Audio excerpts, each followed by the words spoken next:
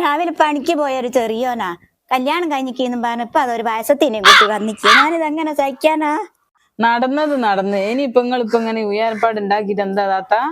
All എങ്ങനെ സഹിക്കാനാ ശ്രീജേ?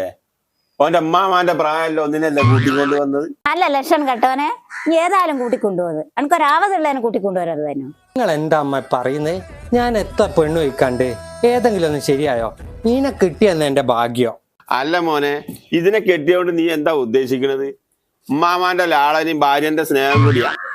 നിങ്ങൾ മിണ്ടരുത് വാപ്പ.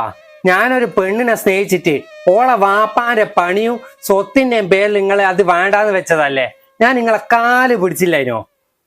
നീ ഇങ്ങനെ ഒരു ചതി ചെയ്യുമെന്ന് ഞാൻ സ്വപ്നത്തിൽ പോലും വിചാരിച്ചിട്ടില്ല. അങ്ങനെയാണെങ്കിൽ ഞാൻ 100 പ്രാവശ്യം സമ്മതിക്കുമായിരുന്നു ആ പെണ്ണിനെ തന്നെ കെട്ടാൻ. അതിന് നല്ലൊരു ബന്ധം കിട്ടുമെന്ന് വെച്ചിട്ടാനും മോനെ ഞാൻ അന്ന് ഇതിന് സമ്മതിക്കാണ്ടുന്നത്. ഇതിന് നല്ലത് അത് തന്നെയാണ്. ഞാൻ ഇന്ന് സങ്കടം കാണില്ല. നിങ്ങളെ ഇഷ്ടത്തിൽ ഞാനൊരു പെണ്ണിനെ പോയി കണ്ടില്ലേ? എന്തിന് 10 കൊട്ട മുട്ടായി, ഐഫോണ് ഇതൊക്കെ വാങ്ങിക്കൊണ്ട കൊടുത്തില്ലേ? എന്നിട്ട് അതായിട്ട് ഓള് പിറ്റേന്ന് വേറൊരുത്തൻ്റെ കൂടി ഒളിച്ചോടിപ്പോയി. അതൊന്നും പറഞ്ഞിട്ട് കാര്യമില്ല മോനെ. ഇപ്പം കല്യാണം കഴിഞ്ഞിട്ട് മക്കളുള്ളവരെ ഒളിച്ചോടി പോകുന്നില്ലേ? റിജേജിയെ നിങ്ങൾക്കറിയോ, ആ മുട്ടായിന്റെ ഐഫോണിന്റെ കട ഞാൻ ഇന്നും വീട്ടിൽ കൊണ്ടിരിക്കുക.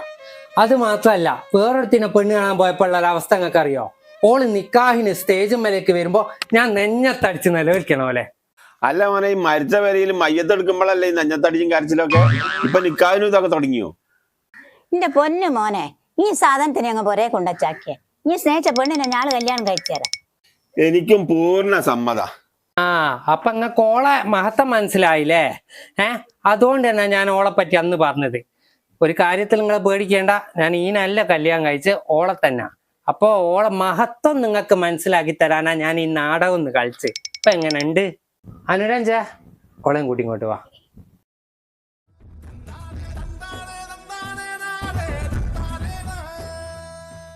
ഇതാ അമ്മ ഞാൻ ഇതല്ല, ഇത് അങ്ങോട്ട് മാറിക്ക്. ഇതാ അമ്മ ഞാൻ കല്യാണം കഴിച്ച പെണ്ണ്. എങ്ങനെയുണ്ട്?